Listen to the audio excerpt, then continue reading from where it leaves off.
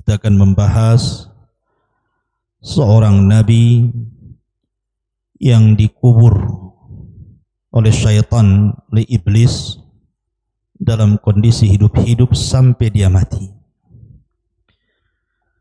Bagaimana kisah nabi ini?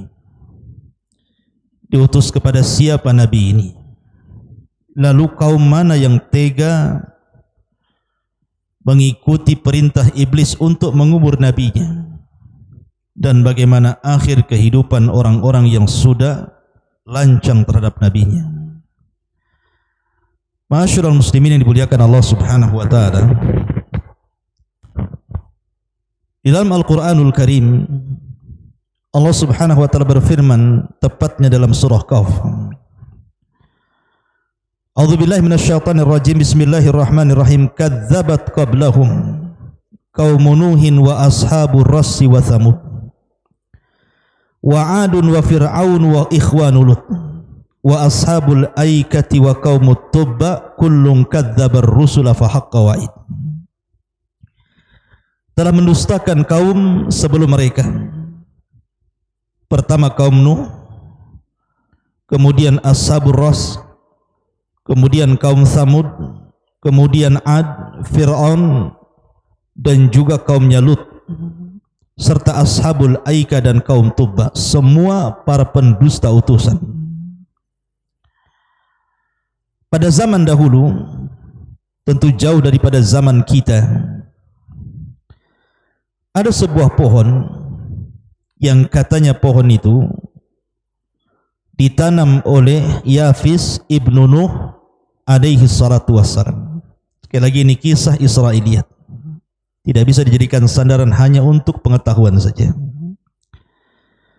Jadi setelah kemudian banjir bandang yang luar biasa, akhirnya kemudian pohon itu tetap tumbuh dan menjadi besar, sampai akhirnya datang sebuah kaum yang disebut dengan Ashabu Ar-Rassi, yang Allah Subhanahu wa taala katakan dalam surah Qaf dan juga surah Al-Furqan, wa 'adan wa Thamuda wa ashabar rassi wa qurunan baina dzalika katsira. Dan kaum 'Ad, Thamud serta ashabur ras disebutkan dalam surah Al-Furqan.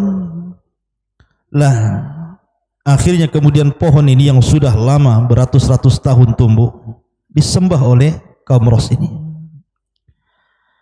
Kaum Ras ini ada yang mengatakan bahwa memiliki beberapa daerah, beberapa kabilah. Ada yang mengatakan jumlahnya 12 kabilah. Lah masing-masing kabilah ini menanam pohon yang dikeramatkan itu. Mereka ambil bijinya, kemudian mereka tanam di setiap kabilah satu pohon ros ini. Kemudian dialiri air dari pohon yang sangat besar, dibuatkan sungai mengalir ke tiap-tiap kabilah dan mengalir kepada pohon-pohon yang mereka tanam sehingga tumbuh besar. Dan mereka keramatkan semuanya. Bahkan tidak boleh ada yang memetik, mengambil buah, bahkan meminum aliran airnya. Kalau tidak maka mereka akan dibunuh, karena mereka sudah lancang kepada berhala mereka. Ma'asyiral muslimin yang dimuliakan Allah Subhanahu wa taala. Lah setiap tahun mereka mengadakan acara. Mereka memuliakan pohon itu selama 12 hari.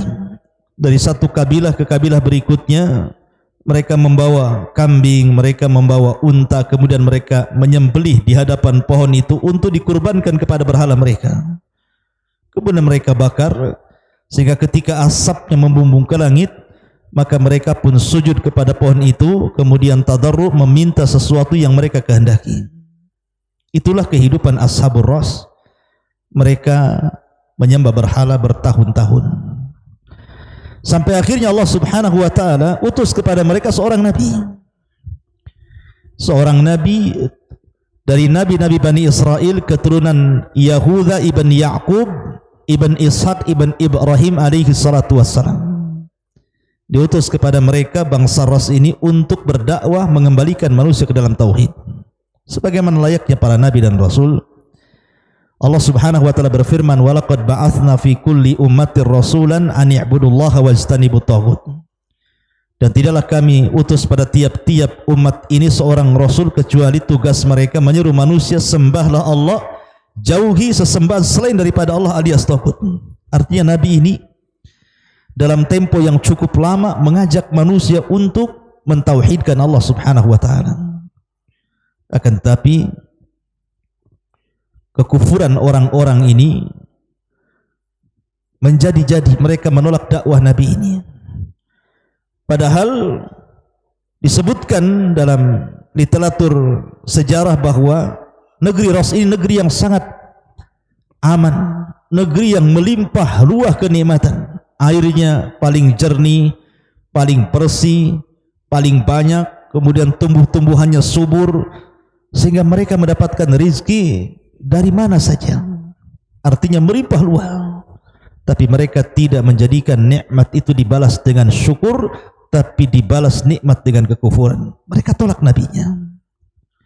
Ma'asyiral muslimin yang dimuliakan Allah Azza wa Jalla, sampai pada waktunya ketika seorang nabi dari turunan Yahuda ibn Ya'qub ini mengajak manusia untuk mentauhidkan Allah, menjelaskan tentang hakikat rububiyah Allah Subhanahu wa taala, bahwa pohon itu tidak mendatangkan manfaat dan tidak mencegah madarat. Kalau meminta, mintalah kepada Allah. Kalau minta pertolongan, mintalah pertolongan kepada Allah. Terus mendakwahkan dakwah tauhid. Akhirnya membuat jengkellah orang-orang ashabur ras ini. Ma'asyiral muslimin yang dimuliakan Allah Azza wa Jalla. Jadi suatu ketika mereka sedang mengadakan acara di hadapan pohon yang paling besar. Acara ritual mereka, ulang tahun besar, mabuk, berzina, melakukan kesyirikan di hadapan pohon. Maka iblis masuk ke dalam pohon itu, kemudian menggerak-gerakkan pohon itu, kemudian mengeluarkan suara yang menakutkan dan mengatakan, laqad raditu an a'malikum, aku sudah redha dengan amalan kalian. Ketika mendengar suara syaitan di balik pohon itu, tentu makin tambah keyakinan bahwa pohon itu adalah Tuhan bagi mereka. Padahal yang bicara itu adalah iblis yang masuk dalam pohon itu. Sehingga iblis ini kemudian terus menjanjikan sesuatu ini untuk menyalahkan Nabi tadi. Terpecahlah manusia terbagi dua. Yang satu mengatakan, jangan-jangan Nabi itu yang mengaku dirinya Nabi mengajak kami untuk memalingkan sesembahan kami ini, jangan-jangan dia yang telah menyihir pohon-pohon kita, Tuhan-Tuhan kita, sehingga menjadi kering. Yang lainnya mengatakan, jangan-jangan pohon itu mengering, sungai juga kering kelontang, karena Tuhan kita sedang marah gara-gara datangnya Nabi ini. Akhirnya kemudian mereka pun sepakat, terpengaruh dengan was-was iblis, untuk membunuh Nabi itu. Digalilah sebuah sumur di hadapan pohon yang paling besar yang sudah kering itu. Kemudian Nabi itu ditangkap dan dimasukkan ke dalamnya, kemudian dikurung dengan batu besar sehingga dia tidak bisa keluar. Ma'asyiral muslimin yang dimuliakan Allah Azza wa Jalla, Nabi ini terus bermunajat kepada Allah Azza wa Jalla dan terus meminta kepada Allah Subhanahu wa taala dengan penuh tawadhu, ketundukan diri kepada Allah Subhanahu wa taala. Dia terus berdoa kepada Allah Subhanahu wa taala sampai pada waktunya Nabi ini sudah tidak sabar. Akhirnya kemudian mendoakan kecelakaan kepada kaumnya. Kalau seorang nabi yang berdoa, apalagi kondisi dia dizalimi, pasti mustajab, ikhwan. Bukan nabi saja, kalau dizalimi saja doanya mustajab, apalagi nabi. Bayangkan nabi diperlakukan seperti itu, dimasukkan ke dalam sumur kemudian ditutup di atasnya. Nabi ini meminta-minta untuk dikeluarkan, tapi mereka justru berbahagia karena sudah mencelakai nabinya. Akhirnya Nabi ini terus berdoa setiap malam sampai akhirnya Allah Subhanahu wa taala takdirkan dia wafat di dalam lubang itu. Ketika itulah maka Allah Subhanahu wa taala kirim adab kepada mereka. Allah kirim angin yang sangat dingin sekali, sehingga sebagian mereka dengan yang lainnya saling berpelukan untuk mendapatkan kehangatan.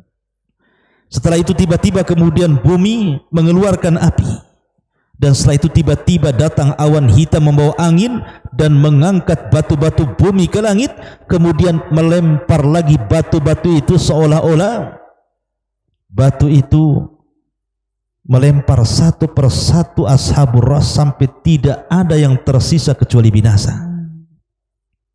Lihat bagaimana Allah Subhanahu wa taala murka karena walinya sudah disakiti. Allah yang mengatakan, man 'ada li waliyan faqad adzantuhu bil harbi. Siapa yang memusuhi wali-waliku, apalagi dia seorang nabi, maka dia telah mengumumkan perang bersamaku. Siapa yang akan menang perang melawan Allah Azza wa Jalla? Tentara Allah di mana-mana. Maka batu-batu itu dinaikkan ke langit kemudian dilempar balik ke bumi. Maka semua terkena batu, berkelimpangan, mati, binasa, hancur lebur, sehingga tidak ada yang tersisa satupun kecuali diwafatkan Allah Subhanahu wa taala karena azab penentangan mereka kepada nabinya. Begitulah setiap kerusakan pasti di belakangnya adalah iblis. Sekali lagi ikhwatu fiddin, ini riwayat Israiliyat. Karena Al-Quran sendiri tidak menyebutkan secara detail ashabur ras, sehingga kita hanya melihat zahir Al-Quranul Karim, dan ini hanya sebagai tambahan pengetahuan yang saya ambil dari beberapa literatur sirah yang berkaitan dengan sejarah umat-umat terdahulu, gitu ya. Mudah-mudahan menjadi sebuah pengetahuan. Subhanakallahumma bihamdika asyhadu an la ilaha illa anta astaghfiruka wa atubu ilaik. Allahu ta'ala alam. Assalamualaikum warahmatullahi wabarakatuh.